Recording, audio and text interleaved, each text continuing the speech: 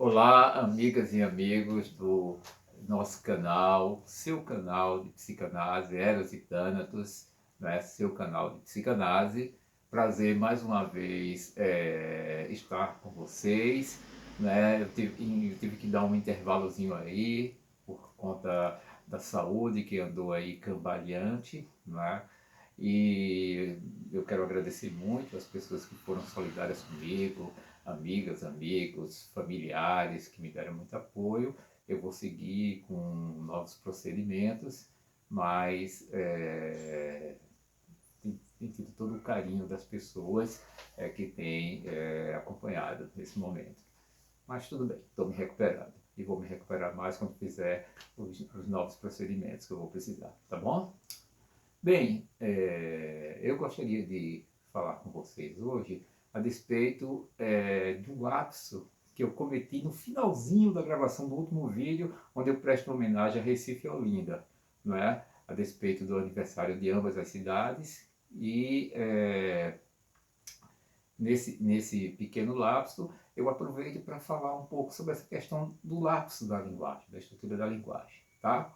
Mas antes de falar desse tema, peço a vocês que, se gostam do vídeo, dá um like, se inscreve no canal, porque isso ajuda a que mais pessoas tenham acesso, visualize através do YouTube, que vai observando na quantidade de likes, de inscrição, né, o interesse público pelo canal. Dessa maneira, o canal vai se expandindo e vai chegando para mais pessoas, e as pessoas vão lá ver, avaliar, enfim, de repente podem descobrir coisas interessantes nessa temática que a gente aborda, né, da psicanálise, com articulações com a história, enfim, não é? Sempre dando o olhar do psicanalista, particularmente minha, meu olhar, né, a despeito de alguns temas que me interessam, acho interessante e gosto de trazer aqui para vocês, para a gente discutir, tá bom? E agradecer as pessoas que estão cada vez mais assistindo,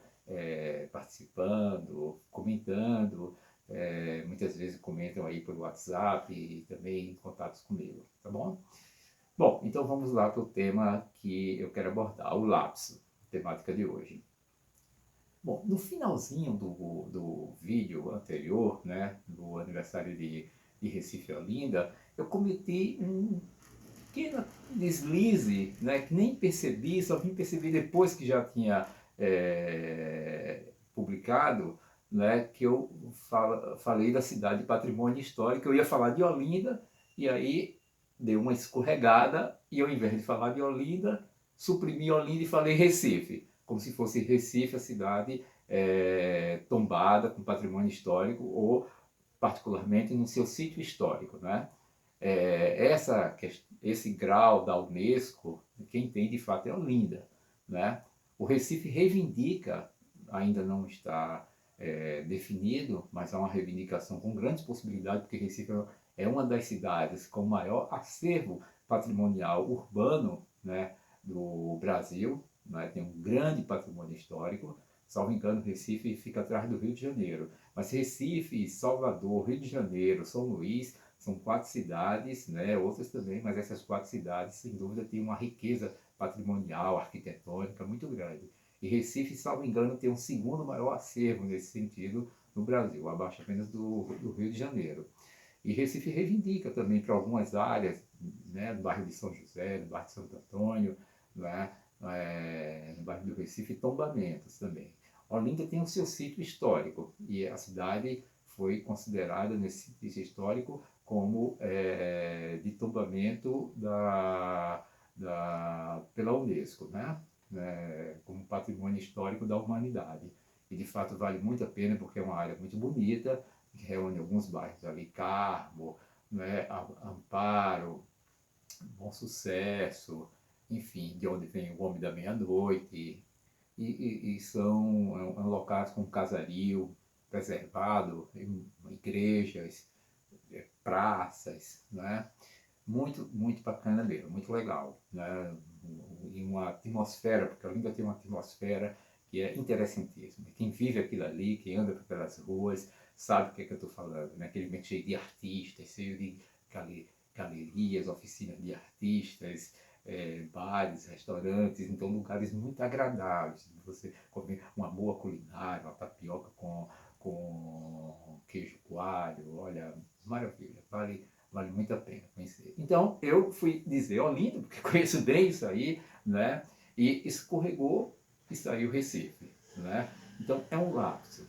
Mas eu aproveito para trazer, a refletir a respeito de alguma coisa que a psicanálise que se refere ao inconsciente, particularmente a partir de Lacan, como a estrutura de linguagem, e examina essa estrutura de linguagem, tal qual Lacan examinou, mas antes Freud já tinha deixado essa estrutura posta aí para essa análise que Lacan fundamentou muito bem, né, que essa estrutura de linguagem é uma estrutura de furo, é uma estrutura de déficit.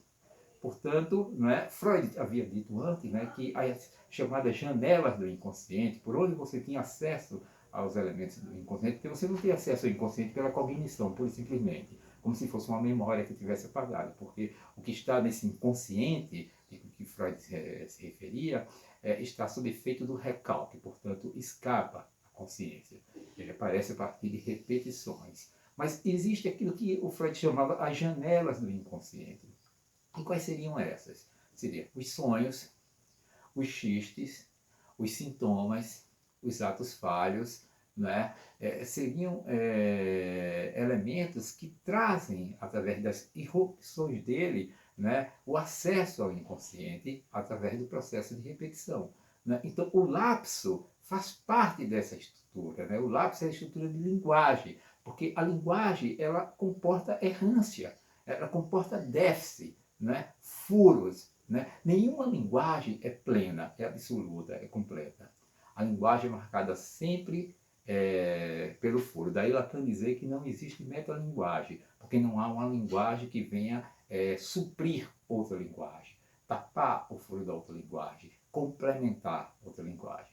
A linguagem ela é marcada pelo déficit, pelo erro, pela falha. Né? E disso é que emerge o sujeito.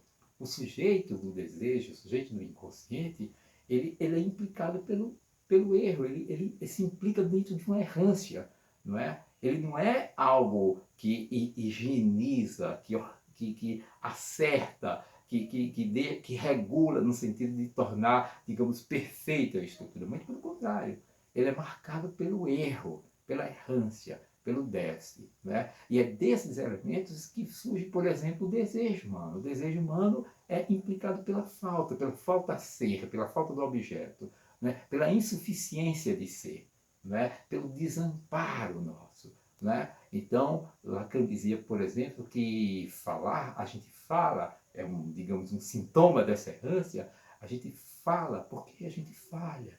E ele dizia uma expressão assim, falar é faltar. Né? Falar é faltar. Ou seja, a gente fala porque o objeto escapa, porque a gente não recupera o objeto. A gente lida, como Freud mostrou com Das Ding, como Lacan mostrou com o objeto A, a gente lida com o fato que o objeto sempre é uma carência para nós. Nós vivemos em busca daqueles objetos que nos faltam, sem jamais reencontrá-lo, né? Sem jamais sequer ter a dimensão do que ele seja de fato, porque a gente mira no objeto e diz assim, esse é o objeto do desejo. Mas esse objeto que a gente mira e pensa e supõe ser o objeto do desejo, né, na realidade é um semblante desse objeto, como grifava Lacan. Né? Não é o objeto do desejo, porque o objeto do desejo é a falta, é aquilo que nos falta, é a falha, é aquilo que se mantém como tal. Então, uma linguagem que fosse complementar, uma linguagem que fosse suturada por outra, que pudesse fechar sua porosidade, né, seus furos, seria uma linguagem que impediria de nós falarmos, né? Impediria que a nossa capacidade cognitiva se expressasse de fato, porque a gente vive em busca exatamente daquelas coisas que são deficitárias, e assim a gente se expressa, assim a gente constrói a nossa gramática, a nossa sintaxe, a nossa semântica, nessa estrutura de erro, nessa estrutura de fato, de errantes navegantes. É isso, amigos. Então, aquele pequeno lapso que eu cometi lá me referindo à cidade patrimônio histórico da humanidade como Recife, Na realidade, não é Recife e Olinda. Mas essa margem, esse deslizamento, essa falha, nos ajuda muito a poder pensar essa coisa que é tão importante para pensar o inconsciente como estrutura de linguagem. Até o próximo encontro. Um prazer estar com vocês novamente. Abraço.